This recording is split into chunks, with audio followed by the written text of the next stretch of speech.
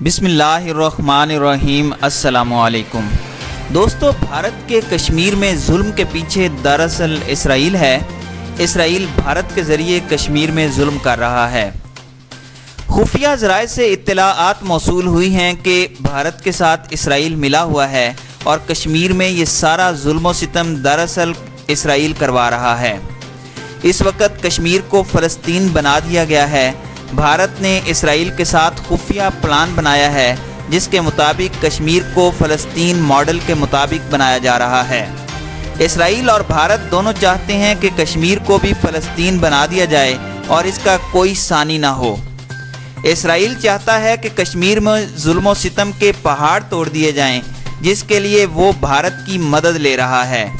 اس سلسلے میں بھارت اور اسرائیل نے خفیہ پلان بنا لیا ہے۔ ہمیں خفیہ ذرائع سے خبر موصول ہوئی ہے کہ بھارت اور اسرائیل خطے کا امن تباہ کرنے کی کوشش کر رہے ہیں۔ یہی وجہ ہے کہ کشمیر کو فلسطین طرز کا ماڈل بنا دیا گیا ہے۔ یاد رہے کہ بھارت نے آرٹیکل 35A اور 370 منسوخ کر کے کشمیر کی خود مختاری ختم کر دی ہے، جس کے بعد سے نیا ہنگامہ کھڑا ہو گیا ہے۔ بدقسمتی سے بھارت میں پالیسی سازی اور اس پر عمل درآمد کرانے والی 4 شخصیات یعنی وزیر اعظم نریندر مودی، وزیر داخلہ Amit Shah, national security advisor Ajit Doval اور آرمی چیف بپن راوت نہ صرف سخت گیر سیاستدان ہیں بلکہ کشمیر پر ان کا انتہا پسندانہ نقطہ نظر کسی سے ڈھکا چھپا نہیں۔ اس پس منظر میں باخبر کشمیری حلقوں میں گزشتہ کئی ماہ سے یہ خبر گشت کر رہی ہے کہ بھارت اسرائیل کے تجربات سے فائدہ اٹھاتے ہوئے ایک ہی بار بڑے پیمانے کا فوجی آپریشن کر کے مزاحمتی قوتوں کی کمر توڑنا چاہتا ہے۔ اس آپریشن میں عسکری اور سیاسی کارکن کی تمیز ختم کر دی گئی ہے، چنانچہ پہلے ہی جماعت اسلامی اور لبریشن فرنٹ کو غیر قانونی قرار دیا جا چکا ہے۔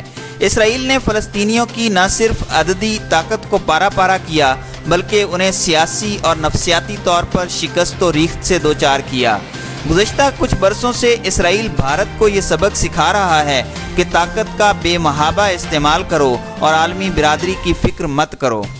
بھارتیہ جنتا پارٹی ہی نہیں بلکہ RSS گزشتہ 70 برسوں سے ریاست جموں اینڈ کشمیر کی علیحدہ شناخت ختم کرنے کے درپے تھی۔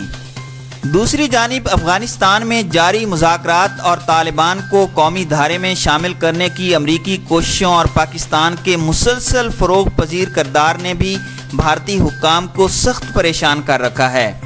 18 برسوں کی محنت اور بھاری مالی وسائل صرف کرنے کے باوجود پاکستان نہ صرف افغانستان کے داخلی معاملات میں پوری طرح شریک ہو گیا بلکہ امریکہ، رشیا اور چائنا کے اشتراک سے کلیدی کردار ادا کر رہا ہے۔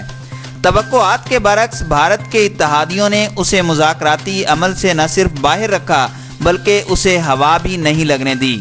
بھارت کو افغانستان کے ہاتھ سے نکلنے کا ہی دکھ نہیں بلکہ اسے معلوم ہے کہ اگر افغانستان میں امن بحال ہو گیا تو بلوچستان اور قبائلی علاقہ جات میں بھی امن بحال ہو جائے گا۔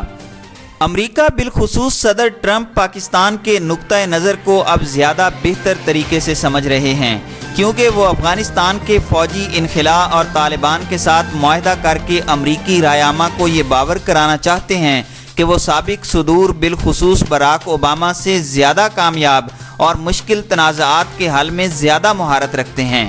شمالی کوریا کے ساتھ تناؤ کم کر کے انہوں نے اپنی لیڈرشپ ثابت کی کہ وہ مشکل مسائل حل کرنے کی غیر معمولی صلاحیت رکھتے ہیں۔ اس صورتحال سے نبرد آزما ہونے کے لیے بھارت کے پاس بہت محدود آپشن ہیں۔ وہ کنٹرول لائن پر محدود جنگ چھیڑ کر اور کشمیر کے اندر حالات بگاڑ کر پاکستان کی توجہ افغانستان سے ہٹانا چاہتا ہے۔ افغانستان کی خفیہ ایجنسی NDS ابھی تک پاکستان مخالف کارروائیوں سے باز نہیں آئی۔ بلوچستان میں ہونے والے حالیہ دہشت گردی کے واقعات کو بھی اسی پس منظر میں دیکھا جا سکتا ہے۔ پاکستان کو ایک بہت ہی خطرناک جال میں پھنسانے کی کوشش کی جا رہی ہے۔ پاکستان کو بہت محتاط انداز میں آگے بڑھنا ہوگا۔ کشمیریوں کو تنہائی کا احساس نہیں ہونے دینا چاہیے، لیکن تناؤ اور کشیدگی کے ماحول کو کم کرنے کی کوشش کرنی چاہیے۔